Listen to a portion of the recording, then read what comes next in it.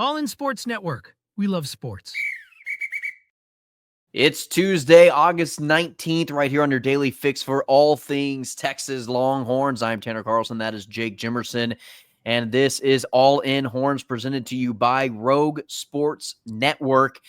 Today's episode, so in last couple of weeks, we've done wide receiver over-unders. We've done running back over-unders. Today's episode, leading into the regular season, we're going to do the one and only Arch Manning, not the quarterback room, because we're expecting there's a 3-game stretch in there where I would imagine Arch Manning does not play the entire game, but we're not going to try to predict those for the backup quarterbacks. But Arch Manning over under 2025 season prediction of how he's going to play. And this is going to be a stat-based thing. This isn't wins and losses. We've got a Texas Longhorn prediction episode for the entire 2025 season on the docket, probably going to air next week. But with that being said, this is going to be a full episode dedicated to Arch Manning. I believe, Jake, you and I think, have done a pretty good job of not just beating Arch Manning over the head with our conversations. We have done a pretty decent job of keeping it team-based and not just wearing out our audience with Arch Manning talk. Now, we've used Arch Manning on almost every thumbnail, and that's just clicks and views and whatnot, and that's fine. But today's episode, we are going to be talking about the man, Arch Manning, and kind of what we think that his season prediction could be. We've got some over-unders set in terms of yards, completion percentage, touchdowns, interceptions, things of that nature, and just how we think he's going to be as a quarterback this year. Yeah, like you said, we have to use him on the thumbnail, but we haven't even been putting his name in a lot of our video descriptions. And when his name is in there, like this video, we'll probably get a lot of clicks compared to some others, just because guess what? People like to talk about Arch Manning. Some people think he's going to suck. Some people think he's going to be the greatest gift that God has ever given to earth. And then the few of us that are, somewhere in between that. And so I think it'll be fun to kind of give we've talked a lot about what we're excited about him, where maybe we think he might struggle at times, but now we can kind of put the whole picture together, what our expectations are.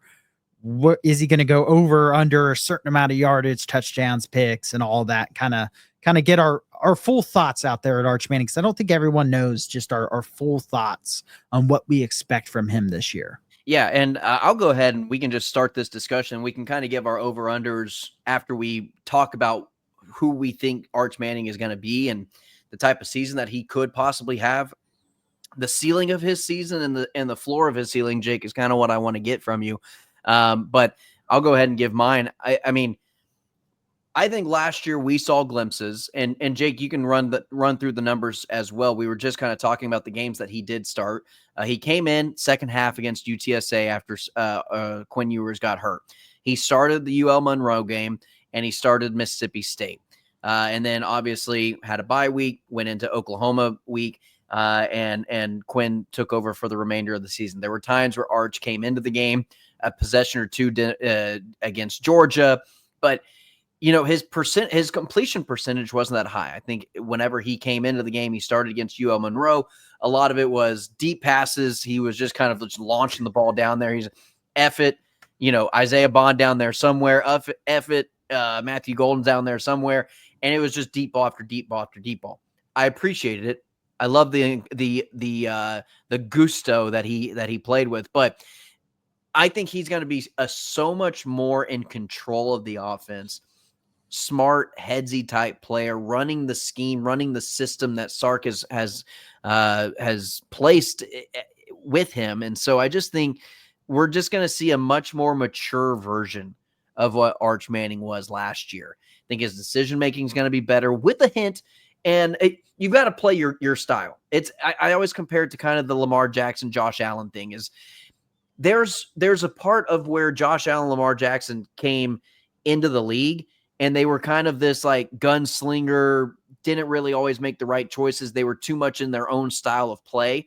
But now they've got this perfect mold of, okay, I can run the offense, I can still be smart, and there are going to be moments that I can express my talents and take off and run and kind of do the gunslinger thing and kind of just improvise and make an amazing play. I think we're going to get plenty of that from Arch as well.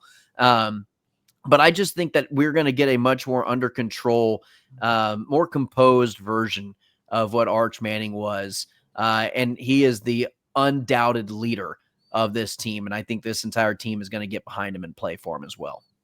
Yeah, and in a very different leadership style. Quinn was the undoubted leader of last year's team. I think the team proved that with how they acted about him and around him.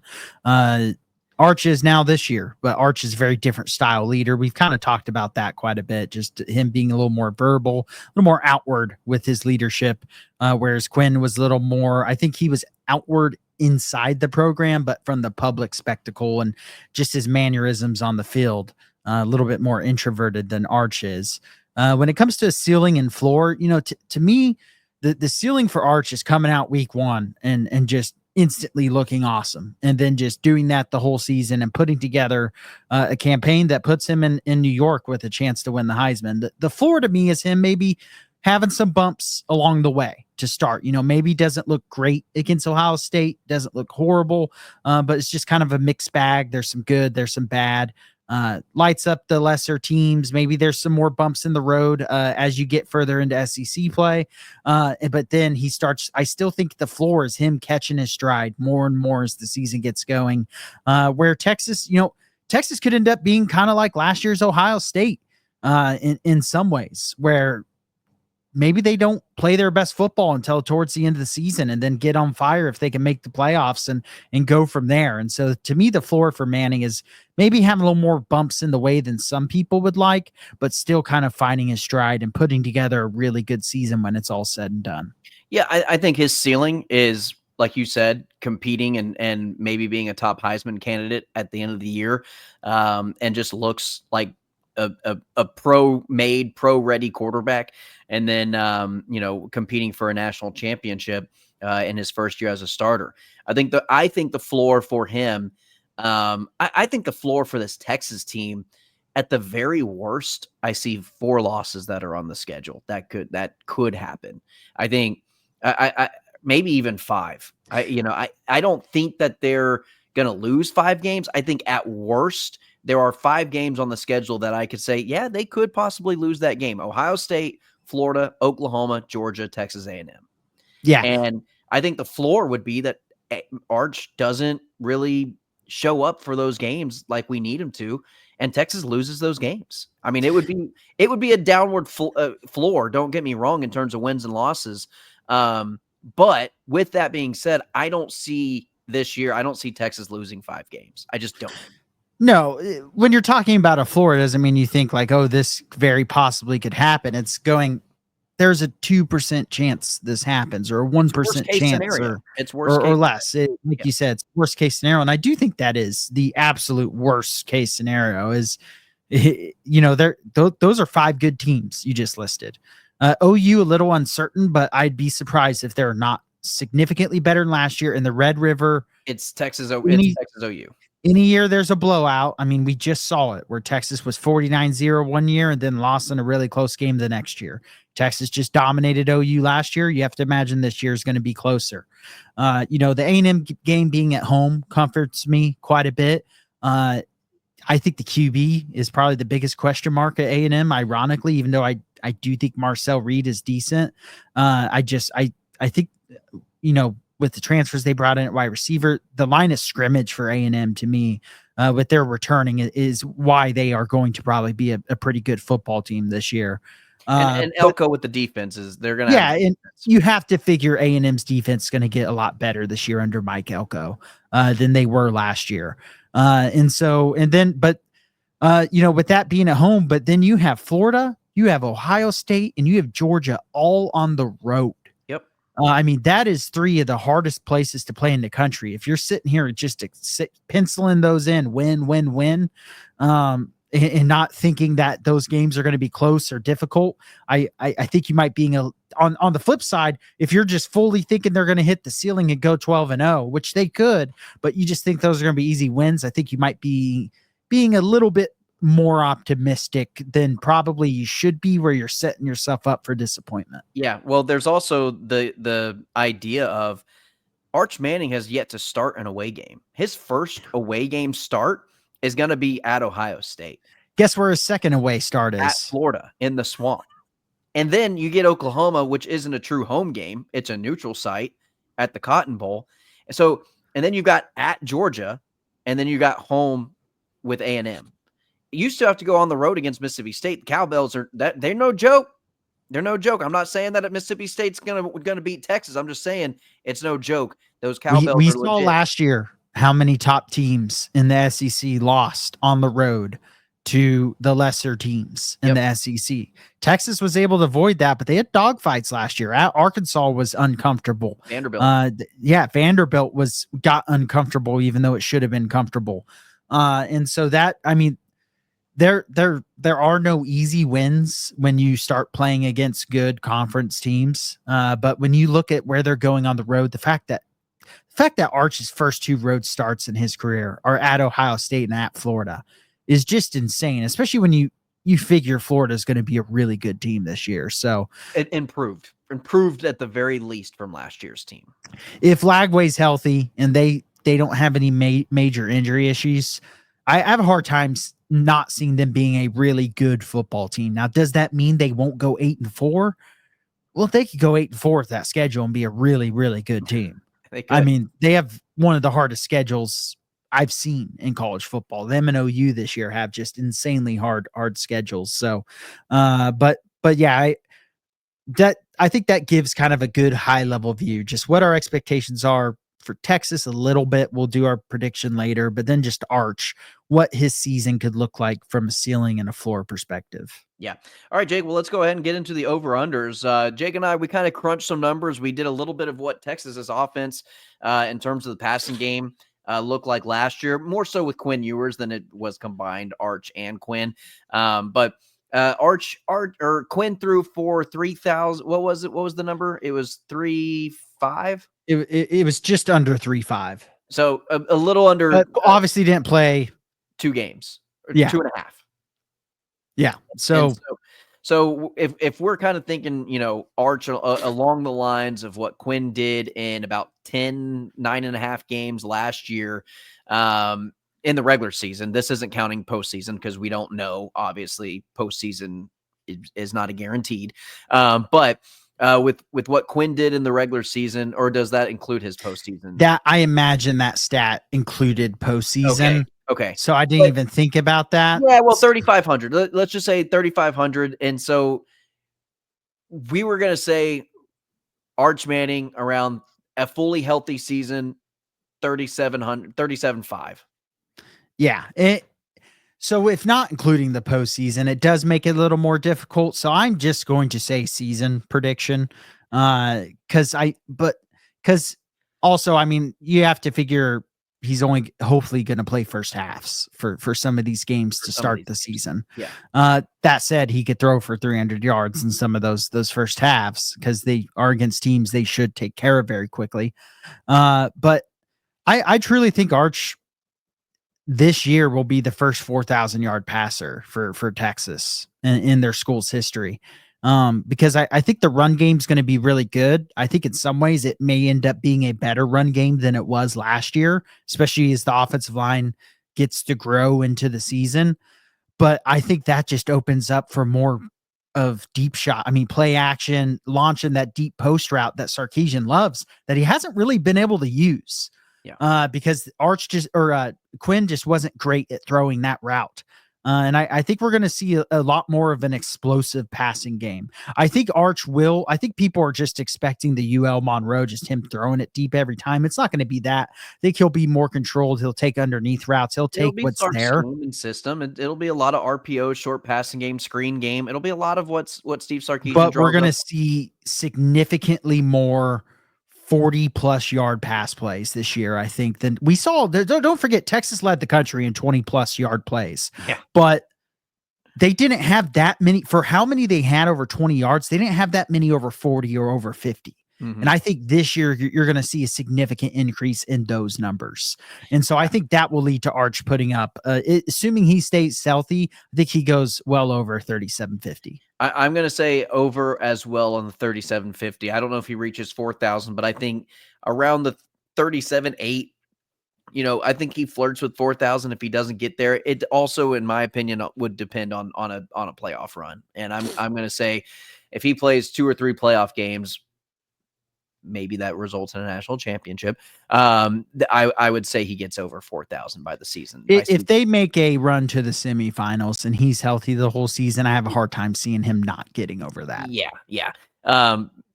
All right, Jake, we landed on the number, what was it? 35 or 32 and a half touchdowns. 32 and a half touchdowns. That doesn't even sniff Joe Burrow's 60 or whatever he threw. So,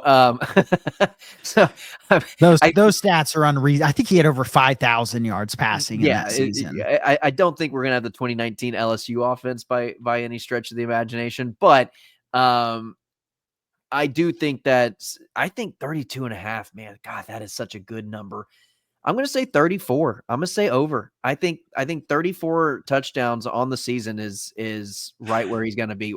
I know you're reading. It's video game, man. It's just, yeah, the Joe Burrow 2019 season. First off, he completed 76% of his passes.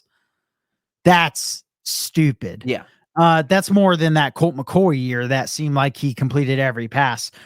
With an average of 11.4 yards per attempt, by the way. He had 60 touchdowns. He had 11 picks. 6 picks. 11 was his career total. 5,671 yards passing. And that was not a 12. If he had a 12, if that was a 12-team format year, because they would have still won the national title, obviously, he would have thrown for over 6,000 yards easily. That and probably, he would have flirted with 70 touchdowns. Probably 70 with how that offense was, and they would have been playing lesser. Granted, they would have had a bye. They would have played one. They would have played one more additional game in the national championship. So probably 65. So he's probably 5 or 6 touchdowns at minimum. Sure. Just being realistic, because they would have been playing a lesser team. But yeah, I forgot how absurd that season. You remember, but you forget. Whenever I say 60 touchdowns, I always think that can't be right. No, it's 60. Yeah, it was. His career stats are like, wow, he had an incredible college career. And then you realize they're pretty much all from one year. Well, and he basically started 2 seasons. Yeah, again, he had 2,894 yards the year before. He went from 2,894 to 5,671. That jump is. Ed Ogeron, baby. That is just guru. Go Tigers. Go Tigers. All right. This has turned into a Joe Burrow podcast. But, we're talking about 4,000-yard passer. And it's like, oh, Joe Burrow. No, not even touching it. No. But did you say your prediction on the touchdowns? On touchdowns, I said 34. 34. I think he goes over. I think 34 is. I'm comfortable with that number of it not being too crazy high. I think he goes over. I think this is going to be the highest scoring offense from a points per game perspective under Steve Sarkisian's tenure at Texas, because I don't think the offense has reached its full potential with Steve Sarkisian yet at Texas. And I think that happens this year from a points per game standpoint, because I think it starts with the red zone offense being better. And I just think Arch Manning is going to have a lot of explosive touchdown plays, but I think he's going to be really efficient in the red zone at finding touchdowns. And so I like the over there as well. All right, Jake, 10.5 interceptions, over under. I'm going to go the over on this. I've been very optimistic on all of this to start. I think what's going to come with that is we are going to see some interceptions, especially just with the teams that are on the schedule. I just have a hard time seeing him not throwing some picks. He had two picks in the UL Monroe game. I want him to take some chances. I'm liking the idea of him, taking a couple chances, not in bad situations, but just taking chances. And sometimes that might result in an interception or two. Yeah, and that's what I think is going to happen. Because I think especially in some of these non-conference games, I think he'll throw a silly pick in some of those games, because he's just going to try to fit it into a window that is just not realistic. He's gonna like, practice. I saw my uncle Peyton do this one time and try to do something that he probably shouldn't try to do in a game, and he'll learn and grow. Manning was an interception machine very early in his career, and people forget about that. But you're learning the game. You're figuring out what you can and cannot do. to play devil's advocate myself, just real quick, the reports from camp is he's taking care of the ball really well. A lot of the picks from the QB room have not been from Arch. But I think when he gets in, I think he's a gamer, especially in his mind, and he's going to get in the game. He's going to take some chances that maybe he wouldn't even take in practice, just not to have Sarkisian chew his ass.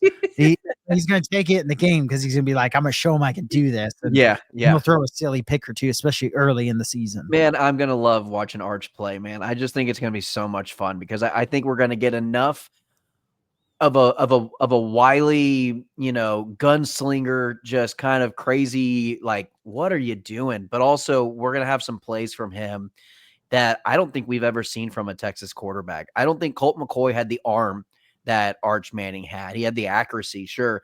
And I don't think Vince Young was the prolific thrower and passer with his scrambling ability that Arch had. But I don't think we've ever had a player with this size, strength, arm talent, ability to run all in one quarterback. We've had great quarterbacks. I love Colt McCoy. I love Vince Young, but I don't know if it's been this type of guy. Does that make sense? Yeah. I mean, it's just a different level of NFL arm talent. Yeah. Vince Young was good in the NFL when his first 2 or 3 years before kind of off the field issues really hurt him. But I don't think Texas has had this NFL caliber arm talent out there in most of our lifetimes. Vince Young and Colt McCoy would be close, but Colt McCoy didn't have the throw power. Vince Young actually did have a good enough NFL arm, but he was probably in the wrong NFL era, and then B, it was Jeff Fisher and off the field issues that cost his career. Jeff Fisher didn't help. Very it's not well. saying Arch is going to be better than Vince Young in the ranks of Texas quarterbacks. Vince Young's legs and everything he did, it's a completely different style. But just talking about pure arm ability. I do see him, especially if he stays for a second season and plays 2 years at Texas. Who's to say he's not by the end of his career? Well, he could. The greatest Texas Longhorn quarterback to ever play. He has the potential to do that. Yeah, for sure. Yeah, I agree. That's the ceiling. Yeah, that's the ceiling. That's what we're talking about. That's the ceiling. That would also have to include a national championship because no one will take over Vince Young until they're holding. It'd have to include a Heisman and a national title to clearly pass Vince Young because that's what he didn't have. Yeah, which. That's should have whole nother conversation, but all-time Rob Job from the NCAA. Maybe help Texas win the national title though. Maybe that was what he. Hey, the Michael Jordan meme. That's all I needed. I took that personally. That's all I needed. But yeah. In terms of interceptions, I also think over. I think it's like at 11, and if it's going to be under, I think it's going to be at 10. I think we're half of interception on or off here when it comes to the half. If they go on a deep postseason run, it could be anywhere from 10 to 14. I think 14 being the higher end, but I think he'll probably end up about 12, about in between where I just said. Yeah, I think floor. I think it's I would be shocked if he's single digit picks this season. Be shocked. If he's single digit, it'd be like 9. I feel like, assuming he plays a whole season and everything. You just said, what Joe Burrow threw 11 in that season. 8. 11 was his career. Gotcha. Still crazy. Still, that's a stupid number. Anyway, all right. Throwing completion percentage, Jake. Let's wrap up the show here. 64.5.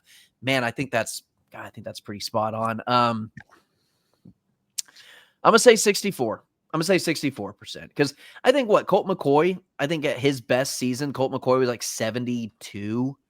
I want to say. I think he was close to 75. That junior year. Yeah, I think at Colt McCoy's best, I think he was like 74, 75% completion percentage. So 76.7 his junior year, and then his senior year was 70.6. He never went under 65 at Texas. But yeah, I think Arch is at 64. I think he's right there. I mean, him going to be throwing probably a good amount of deep balls, and just some of the defenses they play, you have to figure there's going to be some pressure I with think the new Cole's one of the offensive more line. accurate underneath to mid-range passers that Texas has had. I think he's going to take more deep shots than a McCoy ever I agree. did, and I also think they're going to have some pressure. He's going to have to take some shots in the pocket, getting hit and throwing it, because I think when you have an offensive line that's gelling, pass pro is typically the slowest to come along. Run blocking is a little bit more straightforward. I'm going to go over. I think he'll end up at about 65 to 66. But like you said, I think that 64 and a half, even though it's made up by us, because I couldn't find any lines out there for it. I think that is a really good over-under line because he could be right at 64 and a half and it'd be a push. If we're talking ceiling floor here for Arch, ceiling 70, 71, I wouldn't be like overly surprised. Yeah, I wouldn't be overly surprised. Floor is probably like 61.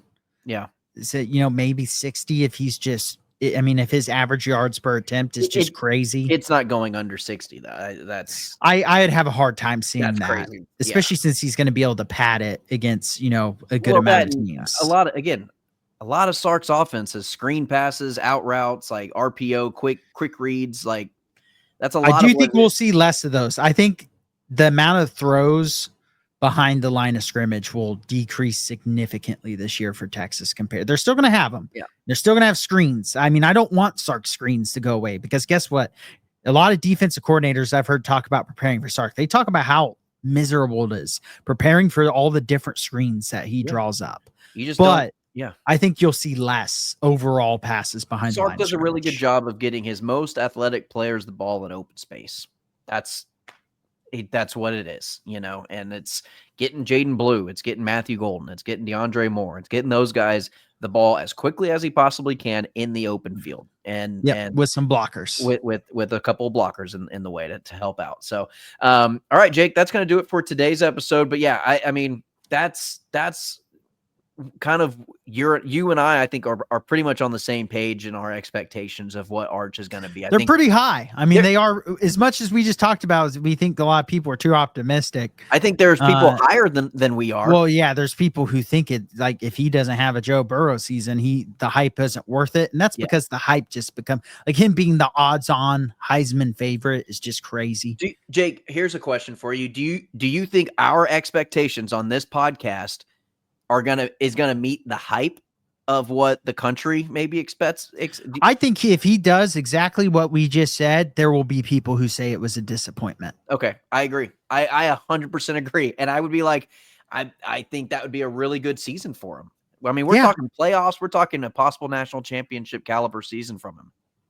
Yeah, I mean, the hype is just because of his last name. It is it's almost impossible for him to meet the hype. If he meets the hype, that means Texas won a national title, they didn't lose a game, and he won a Heisman.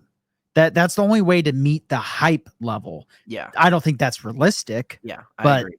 That's what the hype level has kind of been set to through the media, through fan base, through everyone, because of his last name, because he was the number one recruit in the country and all those different things. All right, that's going to do it for today's episode of All In Horns, presented to you by Rogue Sports Network. Again, I'm Tanner Carlson. That is Jake Jimerson. Please like, share, and subscribe to the channel. This is the last week. We're doing Monday through Friday. We typically release a daily episode 5 days a week, Monday through Friday. Starting next week, Tuesday through Saturday, giving you the immediate reaction to the Texas Longhorn Ohio State game. But with all that being said, as always, ladies and gentlemen, welcome. All in Sports Network. We love sports.